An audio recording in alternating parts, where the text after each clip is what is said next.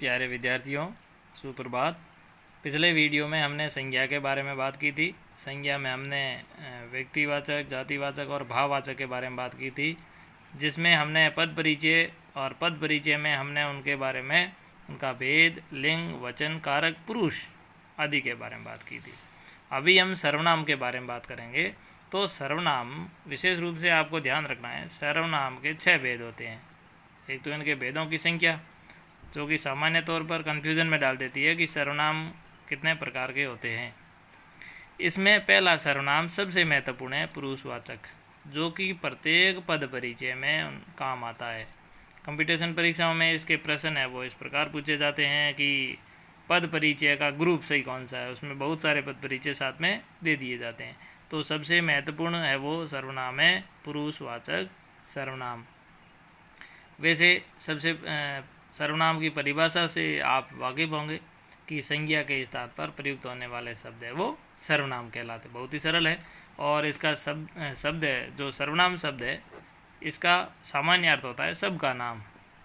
सबका नाम, सर्व और नाम। सर्व यानी सबका, नाम सबका नाम। तो यहाँ किसी एक शब्द के स्थान पर है वो अन्य अर्थों का, शब्दों का प्रयोग हो, वो सर्वनाम होता है। जैसे पुरुषवाचक की बात करें, वैसे सामान्य तौर पर एक शब्द की बात करें, जैसे राम कल घर आया था। कल घर आया था। राम घर आते ही लेट गया। फिर राम उठकर मुंह धोने लगा। मुंह धोने लगा। और राम को भूख लगी।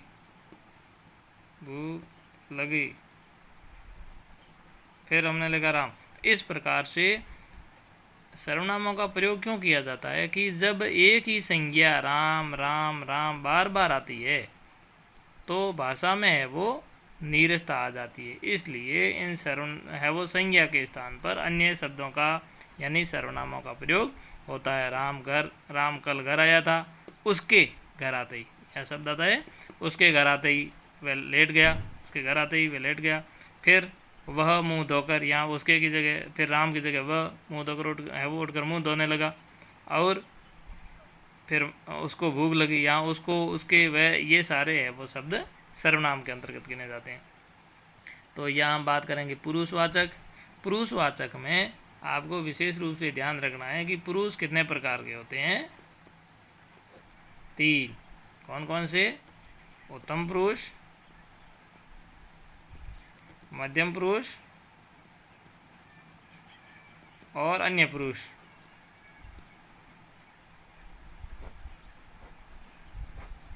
तो सामान्य रूप से संस्कृत में हमने पढ़े थे पुरुष कि प्रथम पुरुष, मध्यम पुरुष, उत्तम पुरुष। तो यहाँ हिंदी में क्या होता है, जो प्रथम पुरुष था उसी को ही अन्य पुरुष माना है। बस ये ध्यान रखना है, प्रथम पुरुष को ही अन्य पुरुष माना है। मध्यम पुरुष, एक ही शब्द याद रखना है आपको। मैं हमेशा उत्तम पुरुष होता है। मैं हमेशा उत्तम पुरुष होता है और तुम हमेशा मध्यम पुरुष होते हैं। बाकी सब अन्य पुरुष।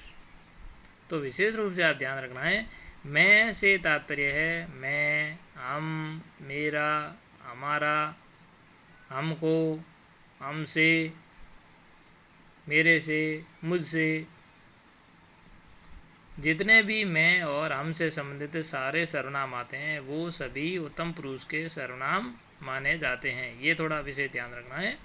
मैं से संबंधित मैं, हम वगैरह ये सारे शब्द है वो उत्तम पुरुष के अंतर्गत माने जाते हैं। मतलब मैं कोई उत्तम समझना है आपको और तुम को मध्यम समझना है, सामने वाले को मध्यम। तुम, तुम्हारा, तुम्हारी, तुम्हारे, तुमसे, तुम्हारे द्वारा, तुम्हारे ऊपर, तुमसे, या आपका, आपसे, आपके द्वारा। ये आप और तुम के सारे शब्द है वो मध्यम पुरुष आते हैं। इसके अलावा यह, वह और इसके स्थान पर प्रयुक्त होने वाले उस है वगैरह जितने भी शब्द आते हैं वो सभी अन्य पुरुष के अंतर्गत गिने जाते हैं। यह और वह में भी थोड़ा अंतर है। यह पास की वस्तु के लिए आता है, वह दूर की वस्तु के लिए प्रयोग में लिया जाता है। इस प्रकार पुरुषवाचक सर्वनाम में पुरुष 3 प्रकार के होते हैं। उत्तम पुरुष जिसमें मैं और हम से संबंधित सारे सर्वनाम, मध्यम पुरुष जिसमें तुम और आप से संबंधित, और अन्य सभी यह वह से संबंधित है। ये सारे पुरुष है वो अन्य पुरुष के अंतर्गत गिने जाते हैं। ये थोड़ा आपको ध्यान रखना है। फिर बात आती है निश्चयवाचक सर्वनाम के बारे में। निश्चयवाचक किसी बात का निश्चय हो जाना, किसी पास की वस्तु या व्यक्ति के लिए संकेत करना निश्चयवाचक सर्वनाम के अंतर्गत आता है। जैसे यह वह, यह पुस्तक मेरी है, ये पेन मेरी है, ये उनकी मेज है, ये तुम्हारे आदमी है। तो ये है, ये सारे है वो निश्चयवाचक सर्वनाम के अंतर्गत आते हैं। और जिन सर्वनाम में किसी वस्तु का है वो निश्चय नहीं हो तो वो अनिश्चय का बोध होता है। कोई है, कुछ है, कोई और कुछ, ये ध्यान रखना है। कोई है वो किसी प्राणीवाचक के लिए प्रयुक्त होता है और कुछ है वो किसी वस्तुवाचक के लिए प्रयुक्त होता है, ये ध्यान रखना है। यानी जैसे दूध में मक्खी गिर गई, तो दूध में कोई गिर गया है या कुछ गिर गया है। यानी किसी प्राणीवाचक व्यक्ति है, कोई व्यक्ति आ रहा है तो कुछ आ रहा है, ऐसा न कह करके हम कहते हैं कोई आ रहा है। दूध में कुछ गिर गया है, कचरा गिर गया, कुछ गिर गया, वस्तुवाचक के लिए, और प्राणीवाचक के लिए कोई आ रहा है, कोई जा रहा है, कोई कह रहा था, यूँ।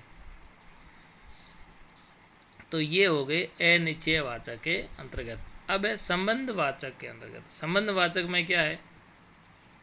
दो वाक्यों को जोड़ने के लिए, यानी एक सर्वनाम का दूसरे सर्वनाम से संबंध स्थापित करना। जो है, जैसे जो आएगा सो जाएगा, तो जो है सो, जो और सो, जो आया है सो जाएगा। इस प्रकार के सारे शब्द है वो दो सर्वनामों को आपस में जोड़ने का काम करते हैं, रिलेटिव प्रोनाउन माने जाते हैं ये। अब बात आती है प्रश्नवाचक। एकदम सरल है, जहाँ पर कौन है, क्या है, किस है, किसके लिए वगैरह, और अंत में प्रश्नवाचक चिन्ह आएगा। तो सबसे सरल है, क्योंकि इसमें प्रश्नवाचक चिन्ह देखते ही ये पता लगा लेना चाहिए कि यह वो प्रश्नवाचक सर्वनाम है। और निजवाचक में हमेशा है वो स्वयं के लिए आप, जैसे ये काम मैं अपने आप कर लूँगा, ये काम मैं अपने आप कर लूँगा, तो ये आप शब्द है वो निज के लिए आया है। आप या स्वयं ऐसे पद है वो निजवाचक के लिए आते हैं। तो सामान्य तौर पर हमने बड़े बड़े स्तर पर है वो इन शब्दों को पढ़ा और निजवाचक के बारे में। और सारे सर्वनाम जिसमें पुरुषवाचक 3 पुरुष है अलग अलग, उत्तम पुरुष, मध्यम पुरुष, अन्य पुरुष, निश्चयवाचक, अनिश्चयवाचक, संबंधवाचक, प्रश्नवाचक और निजवाचक, तो ये 6 ही सर्वनाम है। इनके अलावा बाहर कुछ भी नहीं है। सामान्य तौर पर आपको थोड़ा इसका रिवीजन करना है अच्छे से, किसी व्याकरण के सहयोग से और भी पढ़ना है। इनके अलावा ज़्यादा इसमें कोई टिपिकल या कठिन बात नहीं है। बहुत बहुत धन्यवाद। आपको निश्चित रूप में सामग्री समझ में आई होगी। कोई बात समझ में नहीं आई है तो नीचे कमेंट बॉक्स में अवश्य लिखें, जिससे मैं आपको उसका प्रत्युत्तर कर सकूं। बहुत बहुत धन्यवाद।